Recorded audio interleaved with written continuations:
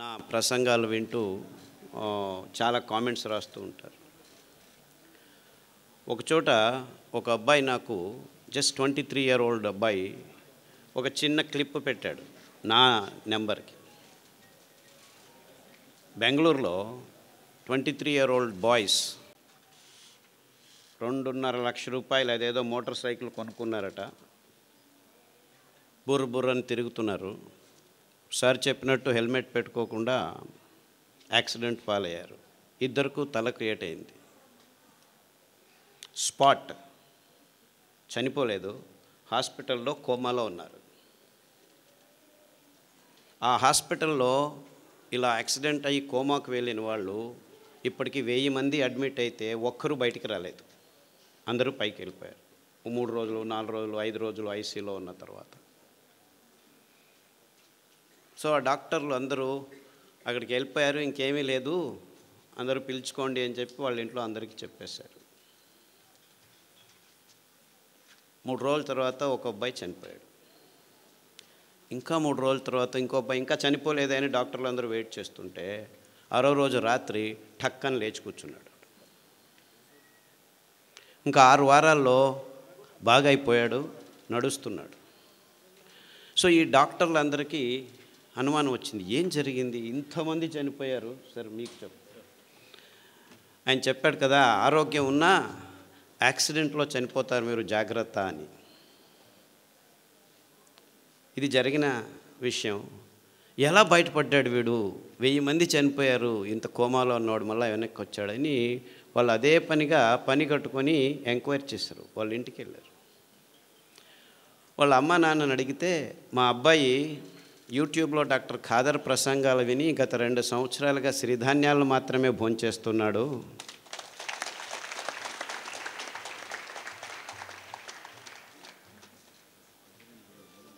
So ఈ విషయం ఫేస్బుక్లో అబ్బాయి రాసుకున్నాడు. అంటే నేను ఆయన చెప్పిన దానికి తద్విరుద్ధంగా చెప్తున్నానని కాదు, అందరూ హెల్మెట్లు వేసుకొని ప్రయాణం చేయండి, కానీ యాక్సిడెంట్ అయినా కోమా అయినా మీరు సిరిధాన్యాలు తింటూ ఉంటే బతికి బయటపడేదానికి దారి ఉంటుంది అని మీకు ఈ ఘటనతో చెప్తున్నా.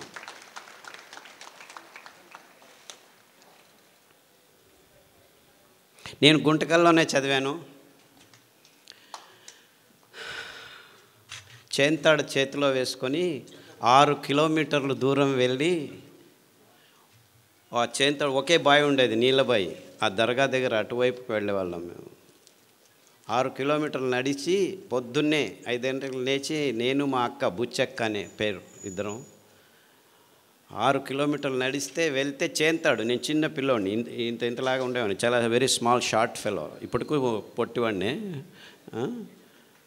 ఆ చేంతాడు ఎత్తుకొని పోయేదానికే 6 కిలోమీటర్ పోయేవాడికి కింద పడిపోయేవాళ్ళం.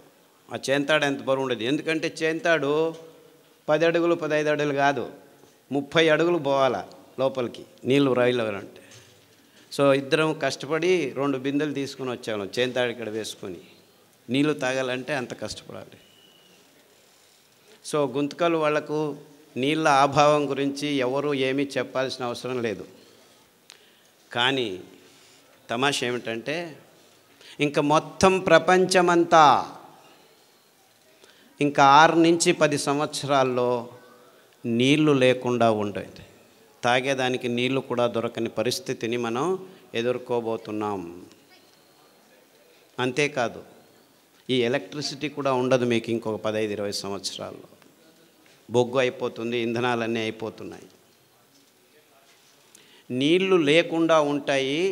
ఇప్పుడు మీరందరూ హ్యాపీగా వరి బియ్యము, గోధుమలు, చక్కెర, మాంసము, కోడిగుడ్లు తింటూ ఉన్నారు.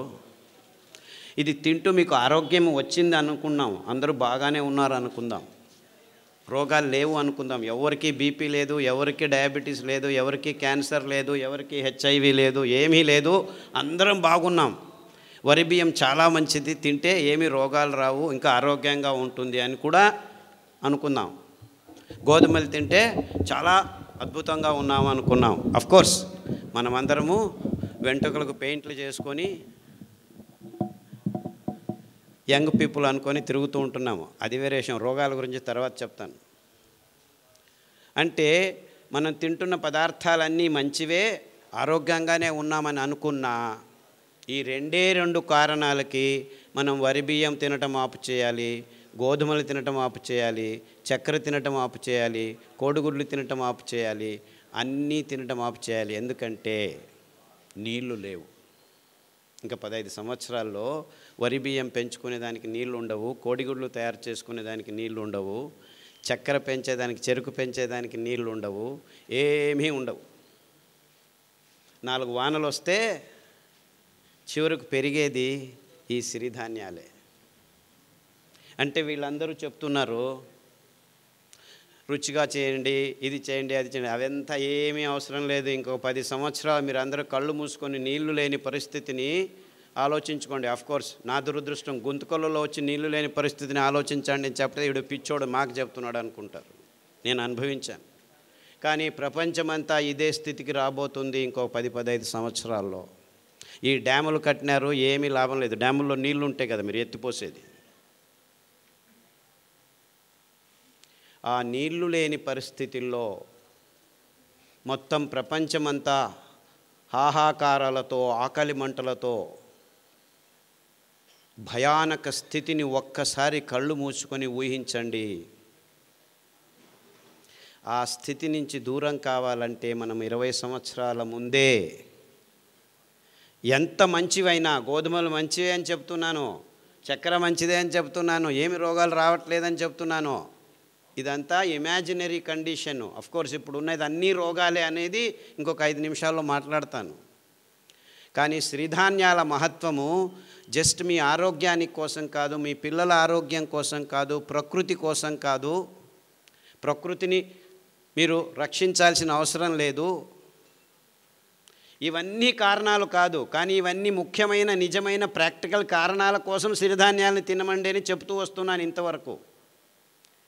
కానీ ఇప్పటి నుంచి నేను ఇవన్నీ కారణాలే కాదు, ఇంకా 10-15 సంవత్సరాల్లో మొత్తం మానవ కులమంతా ఆకలితో హాహాకారాలు బొబ్బేలు పోతుంటే మిమ్మల్ని ఆ భయంకరమైన క్రైసిస్ నుంచి బయటకు పడాలంటే బయటపడేదానికి పనికి వచ్చేది సిరిధాన్యాలు మాత్రమే. ఆ ఒక్క కారణానికే, అంటే మానవ కులం ముందు రానున్న ఈ భయంకరమైన క్రైసిస్ నుంచి బయటపడాలంటే మొత్తం ప్రపంచమంతా పిల్లలు, పెద్దలు అందరూ ఏ దారి లేదు, ఏ గతి లేదు, ఉండేది ఒకే దారి, అది సిరిధాన్యాలు తినే ఒకే ఒక్క దారి. ఈ క్రైసిస్ని మానవ జాతి ఎదుర్కోవాలంటే ఈ దారి తప్ప ఇంకా ఏ దారి లేదు అని గట్టిగా నమ్మిన వాడిని నేను. అందుకే 40 సంవత్సరాల క్రితమే ఈ విషయాల్ని పూర్తిగా విశ్లేషణ చేసి, అరే ఈ రోగాలకు పక్కన ఉంచండి, మీ తలల మీద తెల్ల వెంట్రుకల గురించి పక్కన ఉంచండి, నాకు క్యాన్సర్ వచ్చింది అని బాధపడే వాళ్ళ గురించి నేను బాధపడటం లేదు. మొత్తం మానవ కులమే కాదు, ప్రపంచంలో ఉన్న జీవరాశి అంతా ఈ భయంకరమైన సన్నివేశాన్ని ఎదుర్కోబోతుంది ఇంకో 20-30 సంవత్సరాల్లో. నేను చెప్పేది అతిరేకంగా లేదు, మీరందరూ దీనిల గురించి ఆలోచించట్లేదు, ఎవరూ ఆలోచించట్లేదు. అంటే ఎంత భయంకరమైన ఇక్కట్టును మనం ఎదుర్కోబోతున్నామని మన కళ్ళ ముందు మనం ఎవరు కూర్చొని ఆలోచించేదానికి రెడీ లేదు. ఎందుకంటే నా తలల మీద వెంట్రుకలు వెళ్ళిపోతున్నాయి, నా అబ్బాయికి 3 సంవత్సరాలు డయాబెటీస్ వచ్చింది, మా అమ్మాయి 180 కేజీలు ఉంది, నడవలేకపోతుంది, మా చిన్న పాపకు బ్లడ్ క్యాన్సర్ వచ్చింది, 3 సంవత్సరాలకు బ్లడ్ క్యాన్సర్, బోన్ క్యాన్సర్ వచ్చింది, లంగ్ క్యాన్సర్ వచ్చింది. ఇలా మనము 100కి 70 మంది బీపీ ట్యాబ్లెట్ తీసుకుంటున్నాము, 100కి 38 మందికి డయాబెటీస్ వచ్చింది, 100కి 36 మంది థైరాయిడ్ ట్యాబ్లెట్ తీసుకుంటున్నాము, 100కి 16 మందికి నిద్ర రావట్లేదని ట్యాబ్లెట్ తీసుకుంటున్నారు, 100కి 16 మంది నిద్ర ఎక్కువ వస్తుందని ట్యాబ్లెట్ తీసుకుంటున్నారు. ఇలా ఎన్నెన్నో కారణాలు ఉన్నాయి, ఎన్నెన్నో రోగాలు ఉన్నాయి. హెచ్ఐవి వచ్చింది, ఎస్ఎల్ఈ వచ్చింది, ఐఎస్ఆర్ వచ్చింది, ఐబిఎస్ వచ్చింది. ఇలా అక్రానిమ్స్ పెట్టుకొని 185 రోగాలను లిస్టు చేసుకుంటున్నాము. ఈ రోగాల పేర్లు వినాలంటేనే భయం అవుతుంది. రోగాలు వస్తే ఇంకెంత భయమో. అది ఇంతకుముందు డయాబెటీస్ 100కి 5 మందికి 10 మందికి వచ్చేది, 50 సంవత్సరాల పైన వచ్చేది. ఇప్పుడు 5 సంవత్సరాల లోపు పిల్లలకే 100కి 5 మందికి వచ్చేసి.